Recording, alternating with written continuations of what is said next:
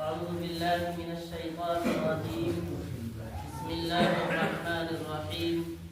وما أصابكم من مصيبة فبما كسبت أيديكم. صدق الله العظيم. میرے محترم بھائیوں اور بزرگوں، جمادی الثانیہ کا مہینہ شروع ہو چکا ہے اور تقریباً 4-5 تاریخ بھی ہو گیا ہے۔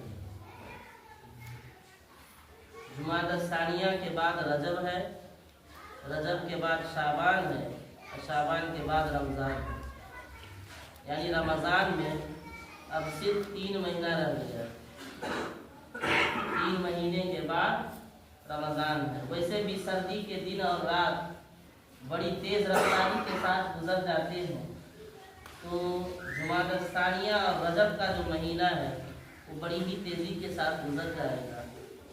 پھر اس کے بعد شعبان میں جس کو رمضان آ جاتا ہے، تو ہمارے جو اوقات ہیں وہ بڑی تیز رفتاری کے ساتھ گزر رہے ہیں۔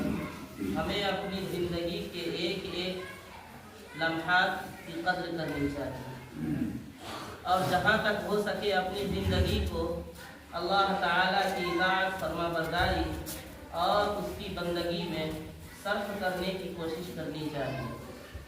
بہرحال ابھی جو آپ حضرات کے سامنے قرآن کریم کی تلاوت کی گئی ہے، اس میں اللہ تبارک و تعالیٰ نے فرمایا وَمَا أَصَابَكُم مِّن مُّصِيبَةٍ فَبِمَا كَسَبَتْ أَيْدِيكُمْ، کہ تمہیں جو کچھ بھی مصیبت پہنچتی ہے تو اس میں تمہاری اپنی ذات کا دخل ہوتا ہے۔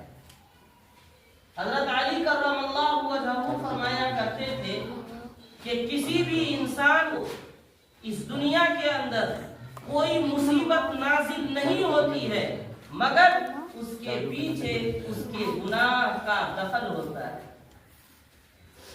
ہم اپنی زندگی میں کبھی کوئی ایسا کام کر جاتے ہیں جس کی وجہ سے اللہ تعالی ہماری پکڑ فرما لیتا ہے، اور فرمایا کہ کبھی کوئی اللہ کی طرف سے خیر اور بھلائی نازل نہیں ہوتی ہے مگر اس کے پیچھے توبہ کا دخل ہوتا ہے۔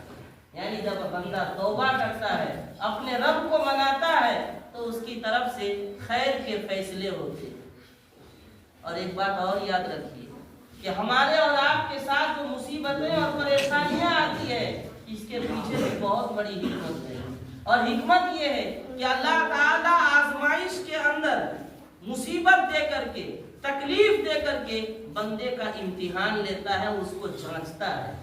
اگر بندہ صبر و ثابت قدمی کا مظاہرہ کر کے دکھا دیتا ہے تو اس کے بدلے میں اللہ تعالیٰ بھی اس کو اپنی رضا کا پروانہ عطا کرتا ہے، اور ایسے بندے سے اللہ راضی ہوتا ہے، اور ایسے بندے کو اللہ صبر کرنے کی وجہ سے جنت الفردوس میں اعلیٰ مقام عطا فرماتا ہے۔ تو دنیا یہ دار الامتحان ہے، ہم اور آپ ابھی امتحان کے زمانے سے گزر رہے ہیں۔ بچہ اسکول میں پڑھتا ہے، مدرسہ میں پڑھتا ہے، اور اس کے کتاب کا جب کچھ حصہ سلیبس ختم ہوتا ہے یا پورا ہوتا ہے تو پھر اس کا امتحان لیا جاتا ہے اور دیکھا جاتا ہے کہ اس نے کتنی محنت کی ہے، اس نے پڑھائی میں توجہ دی یا نہیں، اور اساتذہ کی باتوں کو اس نے سمجھا کہ نہیں، اور سمجھا تو اس کو کتنا محفوظ کیا اور کتنا اپنے ذہن اور دل کے اندر اتارا، اس کا امتحان لیا جاتا ہے۔ اور یہ نتیجہ ملتا ہے کب؟ جب امتحان کے ادوار سے گزر جاتا ہے، تب جا کر کے پتہ چلتا ہے کہ اس نے پڑھائی میں کتنی محنت کی ہے، کتنی حاضری کی ہے، کتنی باتوں کو سمجھا ہے، اور کتنی باتوں کو اس نے اپنے دل اور دماغ کے اندر محفوظ کیا ہے۔ ایسے ہی ہم اور آپ اس دنیا کے اندر آئے ہیں، امتحان سے گزر رہے ہیں، اور اس امتحان کا رزلٹ اور نتیجہ ملے گا کب؟ آخرت کے اندر۔ اللہ ہم سے اور آپ سے ایک ایک عمل کا حساب لے گا اور ہمیں اور آپ کو اللہ بتلا دے گا کہ ہم میں سے کون وہ تھا جو صحیح راستے پر چل رہا تھا اور کون تھا جو غلط راستے کو اختیار کیا ہوا تھا۔ تو یہ دنیا دارالامتحان ہے اور اس امتحان کے اندر ہر انسان کو مبتلا کیا گیا، لیکن قرآن کہتا ہے وَبَشِّرِ الصَّابِرِينَ، اس امتحان میں جو لوگ صبر کر کے دکھا دیتے ہیں آپ ایسے لوگوں کو خوشخبری سنا دیجیے۔ اب امتحان آدمی دو ہی چیز کے ذریعے دیتا ہے، یا تو نیکی کرتا ہے یا گناہ کرتا ہے۔ ہم پوری دنیا، ہماری جو پوری زندگی ہے اس کا دار و مدار دو چیزوں پر ہے، یا تو ہم اچھا کام کر رہے ہوں گے یا برا کام کر رہے ہوں گے، اور آخرت میں اللہ کے یہاں جب فیصلہ ہوگا تو نیکی پر ہوگا۔ جس کے حصے میں جتنی نیکیاں ہوگی اللہ اس کو اتنا ہی اجر عطا فرمائے گا، اور جس کے حصے میں جتنی نافرمانیاں ہوگی اس کی ویسی ہی پکڑ کی جائے گی۔ تو یہ گناہ کیا ہے؟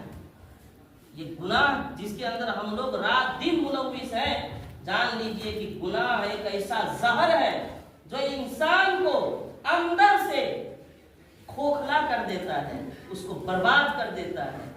گناہ انسان کے کردار کو، کیریکٹر کو، اس کی عزت کو تباہ کر دیتا ہے۔